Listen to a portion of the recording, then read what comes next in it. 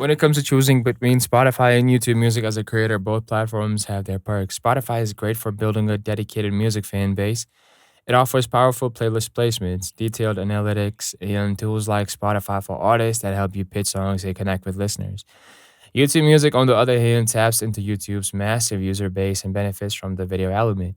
If you create music videos, live sessions, or visual content alongside your songs, YouTube Music can boost engagement and discovery through video recommendations. Monetization differs too.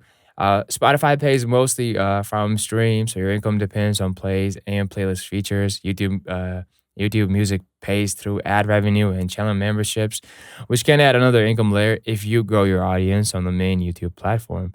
So if your focus is audio first and playlist exposure, Spotify might be your best bet. But if you want to combine music with visuals and engage a wider audience, YouTube Music could give you more options.